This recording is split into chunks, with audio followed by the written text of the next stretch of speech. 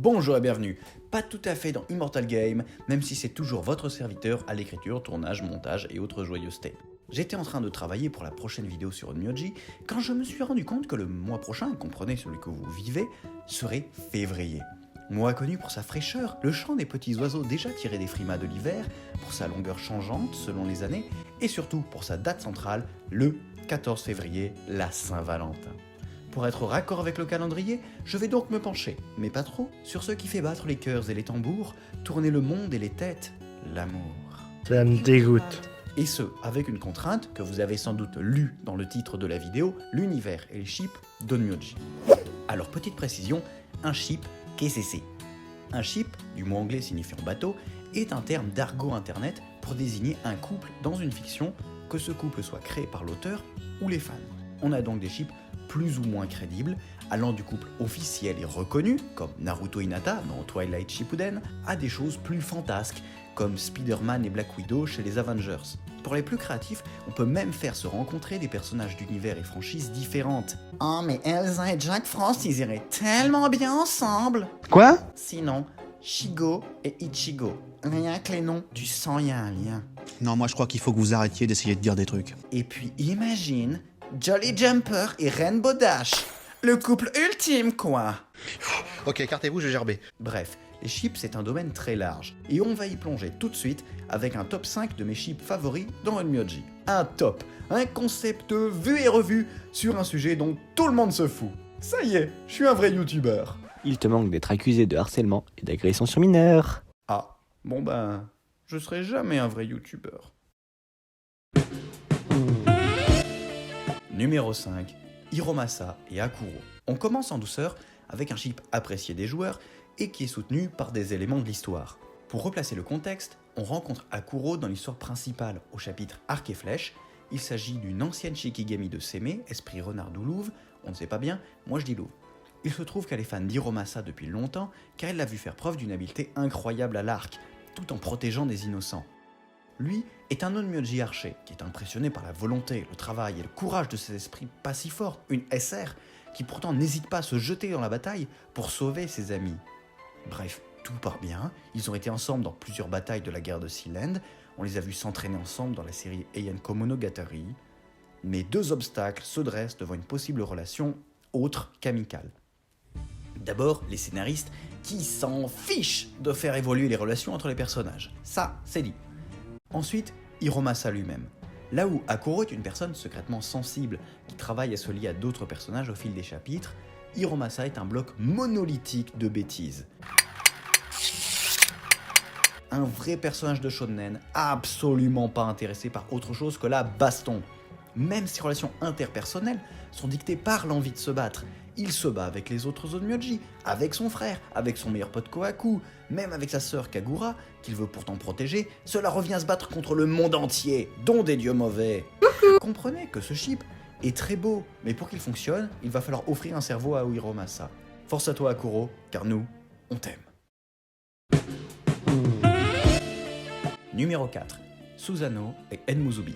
Plus improbable, mais plus marrant. Petit contexte là aussi.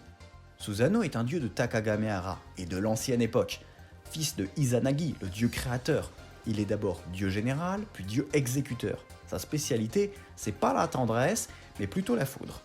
Enmuzubi, quant à elle, est une déesse récente, rapidement allée sur Terre pour se faire connaître et adorer. Elle passe son temps à courir le monde pour vendre des choses et se faire de l'argent afin de financer son temple. Elle est pourtant la déesse des liens interpersonnels et donc aussi de l'amour réciproque. Oui Jean-François, si Marie-Louise refuse tes avances, c'est parce que tu n'as pas assez pris Enmuzubi. Allez, va faire une offrande, un chèque à 4 chiffres, c'est bien. Bref, les deux personnages ont l'air assez éloignés, et pourtant, ils se sont rencontrés durant le retour d'Orochi et le combat contre Tsukuyomi. Et dans les dialogues, je fus frappé par la dynamique de comédie romantique nulle qui s'installait sans le faire vraiment exprès. Enmuzubi qui bave, pas ouvertement mais presque, devant la puissance, la majesté et les habits cousus d'or de Susanoo. Ses choux, ses diamants, son or, ses cheveux lissés. Et l'autre Thor version gringalet qui sort des phrases de papy type « le monde a changé, est-ce comme ça que vivent les jeunes dieux maintenant ?» Mais ce, avec un petit sourire, comme si quelque chose ou quelqu'un lui donnait envie de s'intéresser à ce nouveau monde. Imaginez la suite. les discussions nulles et gênées entre monsieur « Je suis un dieu et les humains s'agenouillent devant moi » et Miss « Monnaie, monnaie, monnaie ». La redécouverte du monde, les scènes de « Je te protégerai de tout » et « Je me sens si bien dans ses bras ». Puis « Je ne comprends plus ce monde, quel est ce sentiment fort dans mon cœur ?» Suivi de l'inévitable « Nous sommes liés par le destin, je le sais ». Ce serait niais, mais drôle. Il partirait vivre au domaine de Susano, soit une île au bord du monde garnie de monstres en tout genre, et élèverait le plus noble des enfants, Bernard, le dieu du coup de foudre et des merguez bien cuites. Rappelez Netflix, on a une idée de série du feu de Shooten. Numéro 3, Koi et Kappa. Un petit chip tout mignon tout rond, terriblement annoncé dans le jeu, mais qui ne se concrétisera sans doute jamais. Nous verrons pourquoi. Tout d'abord, nous rencontrons ces personnages dans le chapitre La Belle Carpe de l'histoire principale. On y rencontre Koi, esprit carpe koi, quelle imagination sur les noms, et Kappa, un autre yokai aquatique. On apprend très vite que Kappa est amoureux de Koi. Oh. Mais par timidité, ne parvient pas à lui dire oh. L'histoire continue, enlèvement de Koi, bagarre. お前はもう死んでいる。何？ Et Kappa parvient à sauver sa belle de la déshydratation et d'une mort certaine. Elle se jette alors à son cou en affirmant « Merci monsieur Kappa, tu es mon meilleur ami !» Friendzone. Mais celui-ci est déjà très content, car il a gagné un câlin et qu'il craignait carrément qu'elle ne sache pas qu'il existe. J'imagine que ça passe zone. Depuis, peu d'avancées, même si c'est un élément récurrent des séries autour d'Onmyoji et qu'il y a même eu un événement tournant autour de leur relation, terminant d'ailleurs sur une révélation d'Enmuzubi. Il existe un univers parallèle où les deux andouilles sortent ensemble. L'image est trop mignonne et on voit la Tokyo Tower en fond, donc est-ce que cet univers parallèle est en fait la Terre ? On ne sait pas. Mais pourtant, dans l'univers où nous jouons, les choses resteront bloquées possiblement à jamais. Les scénaristes, on l'a dit, ne veulent pas faire bouger les lignes des relations entre les personnages. Et cette relation tragicomique d'un amour rendu impossible parce que les deux protagonistes sont demeurés est bien plus utile pour faire des intrigues. Résoudre la question « Kappa et Koi vont-ils se mettre en couple ?» Cela revient à terminer cette histoire et devoir en inventer une autre. Et ils ont visiblement la giga flemme. Les deux vont donc rester, dans leur mare et leur sottise, à s'aimer plus ou moins fort, mais avec constance pour l'éternité. Tenez, prenez un mouchoir, je vous sens ému. Numéro 2, Seme et Yaobikuni. Alors là, on part sur du très lourd.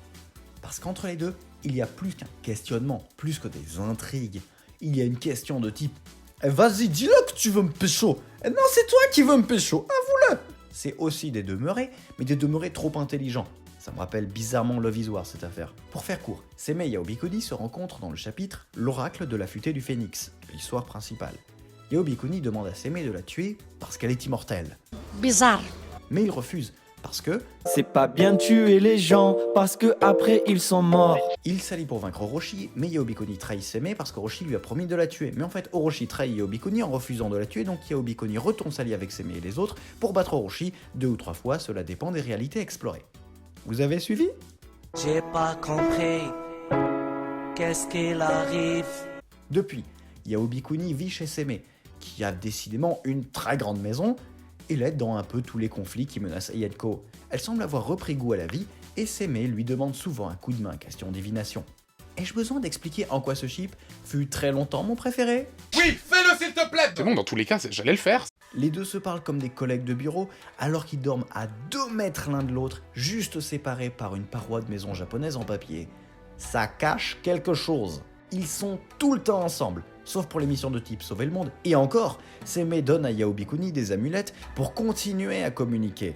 Ce sont les 2 seules personnes responsables de ce côté des Yanko, et ils gèrent déjà 3 enfants à problème comme de vrais parents. L'idée leur est forcément passée par la tête. Enfin, Yaobikuni n'a jamais eu de vrai arc de rédemption, tandis que Seme est de plus en plus souvent cynique et destructeur. Les deux peuvent à tout moment basculer du côté obscur. Mais une chose les retient, l'autre. Si l'un penche trop, l'autre le rattrape, en lui rappelant leur vraie mission. Être les gentils qui sauvent ce monde pourtant peuplé exclusivement de crétins. Je refuse de croire que les scénaristes n'ont jamais pensé à ce chip, et s'ils y ont renoncé, c'est uniquement pour que les joueurs et joueuses puissent s'imaginer sortant avec l'un ou l'autre personnage. Mais c'est mort, ils sont pris. c'est Meiya Obikoni, c'est acté, le mariage a lieu en septembre, laissez tomber. Un ship non officiel et pourtant absolument évident, il pourrait presque être mon préféré. Mais... Numéro 1, Tamamo no Mae et Dodomeki. Alors celui-là, j'ai l'impression d'être le seul à y avoir pensé. Dites-moi en commentaire si vous avez eu cette idée-là vous aussi. Un ship assez fantasque, car les deux personnages ont assez peu d'interactions. En général, ils n'ont de lien que par des événements mineurs ou dans des situations plus burlesques que romantiques. Néanmoins, je n'en démordrai pas. Tamamo no Mae, le plus grand cœur brisé des Yanko, ne désire au plus profond de son âme que de pouvoir aimer à nouveau, sans craindre que cela ne parte en massacre comme la dernière fois. Dodomeki, elle, est une servante dévouée du terrible Kitsune, qui l'a suivie dans les batailles contre Sealand. Reportez-vous à mes vidéos sur le sujet la guerre de Sealand. Oh, ta pub! Et élément simple, il est dit dans un memory scroll qu'elle adule son patron et désire mieux le connaître. Bon, précision, le pouvoir de Dodomeki passe par les yeux, elle a accès aux souvenirs de quelqu'un ainsi. Ce qui est un petit peu glauque, même pour Onmyoji. Donc petit rappel, chers amis, si une charmante personne dit qu'elle veut mieux vous connaître, c'est bien. Si cette même personne sort des scalpels et des extracteurs oculaires, c'est pas bien. Ceci était un message officiel du ministère contre l'arrachage d'yeux en pleine rue. Ceci placé, vous imaginez évidemment le potentiel de l'histoire entre ces deux personnages. Il suffirait de mettre Tamamo en très mauvaise posture, danger, maladie, facture impayée, que sais-je, et de faire voler Dodomeki à son secours. Elle découvrirait les faiblesses de Tamamo, lui, les forces de celle qu'il ne voyait que comme une sous-fifre auparavant. Bref, un développement de dingue! Ça pourrait même partir en comédie musicale!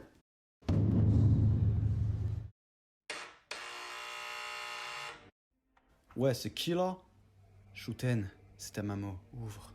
Ça va? T'as l'air bizarre, qu'est-ce qu'il y a? Non, ça va pas, non.